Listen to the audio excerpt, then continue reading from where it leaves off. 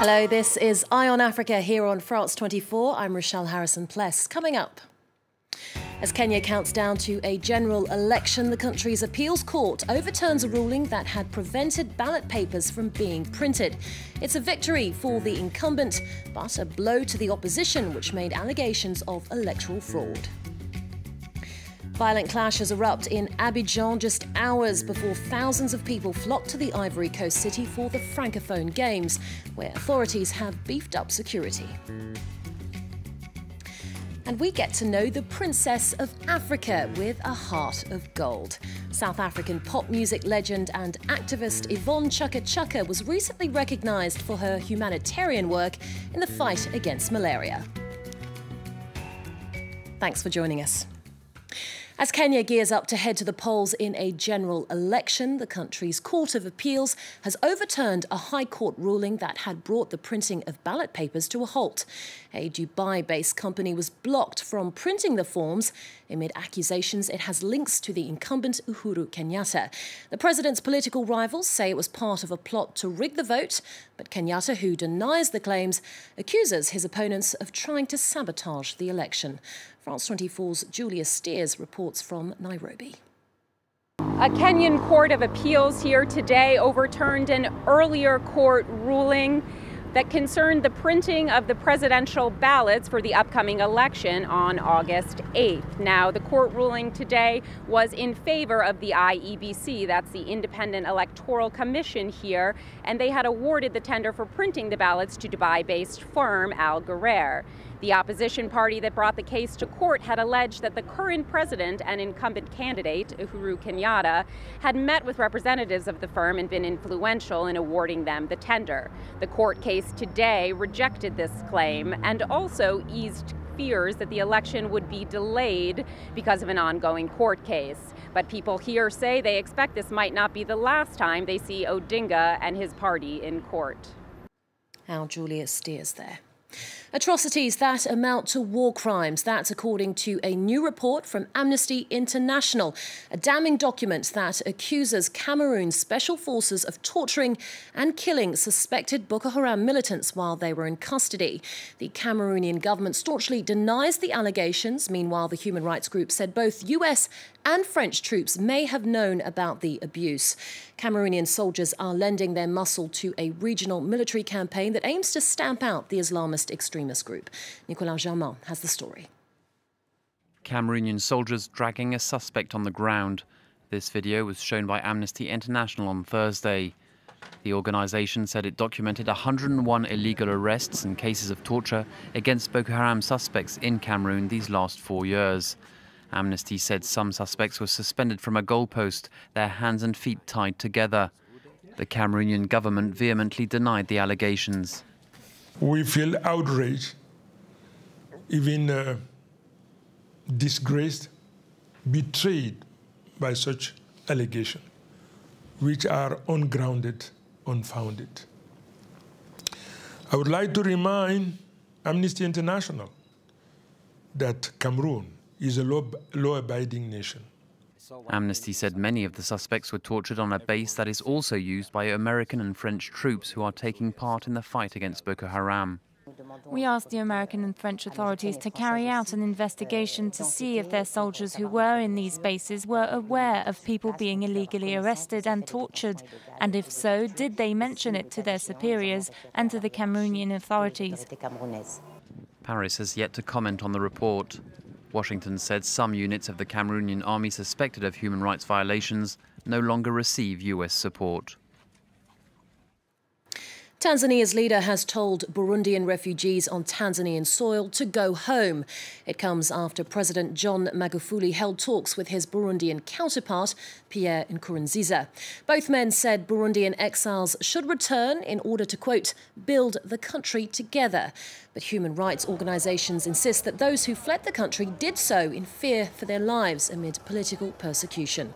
Burundi spiralled into crisis in 2015 after the president's controversial bid for a third term in power. To Abidjan now, where fierce clashes erupted late on Wednesday night. A group of gunmen launched a brazen attack on the base of an elite security unit before making away with a cache of weapons. The raid came hot on the heels of a government reshuffle, but also less than 48 hours before the country hosts the Francophone Games. The 10-day sporting and cultural event will bring in thousands of athletes, artists and spectators from more than 50 French-speaking countries around the world. And it kicks off this Friday under tight security. Our correspondent sent us this report. Helicopters patrol the skies above Abidjan and police presence has been ramped up. 24 hours after a series of overnight clashes, Ivory Coast, rocked by months of military mutinies, is preparing to host the Francophone Games. At the entrance of the athletes' village, everyone is searched. We have to search all the vehicles that come in through here. That's why we came with the dogs. Police reinforcements ensure the safety of the 4,000 sportsmen and women from 53 French-speaking countries. Unfazed by the clashes, the athletes have been warming up as usual. Not even the sound of diggers can break their concentration. We didn't hear anything. Everything's going well. We've been well looked after. The delegations arrive one by one in the village. This team is from Dakar, and for 10 days, they'll be living like all the athletes in these specially built temporary homes. Each sporting discipline is assigned its own floor. Nafi and Sangon, high jump and 400-meter champions from Senegal, are not planning on going home empty-handed. We're one of the Francophone countries, so it's normal that we're here to compete in the Games. Our goal is to take part in big competitions like this one. At the Houphouët-Boigny Stadium, rehearsals of the opening ceremony haven't stopped. The stakes are high.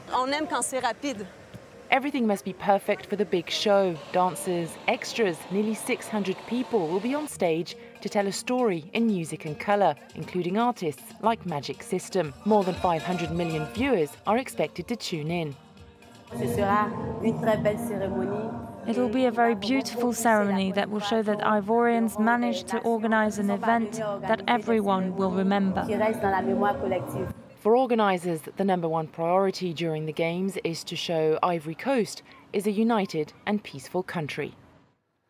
Major changes ahead for the Africa Cup of Nations. The next tournament, to be staged in Cameroon in 2019, will expand from 16 to 24 teams clamouring for the trophy.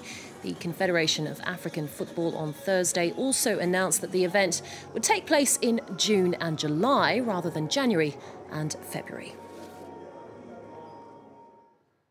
Now, she's a pop music legend dubbed the Princess of Africa. South African singer Yvonne Chaka Chaka has been topping charts across the continent for nearly 3 decades.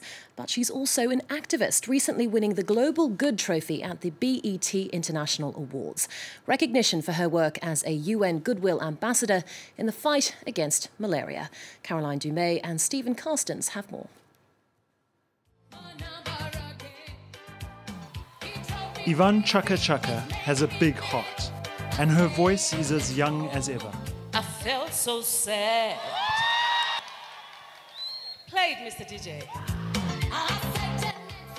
She is one of the most famous singers in Africa.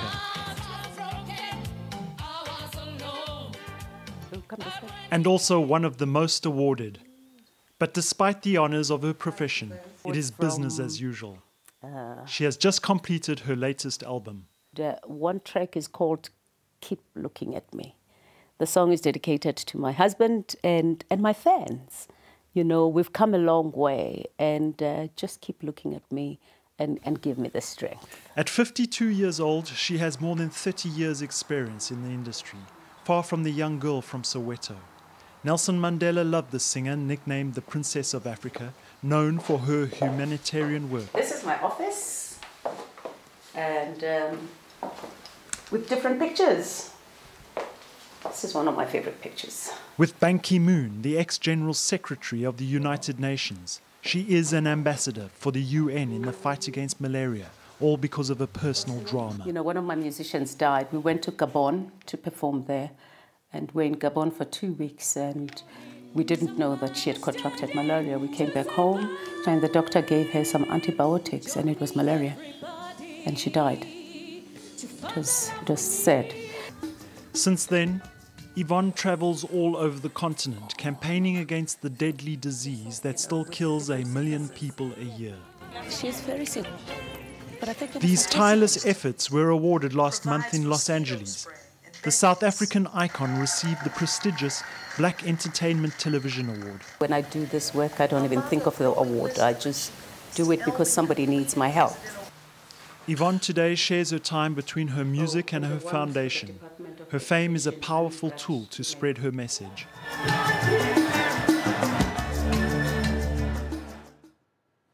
That's it for this edition of Eye on Africa. Stay with us here on France 24. Lots more news coming up after this. Stay with us. Don't go away.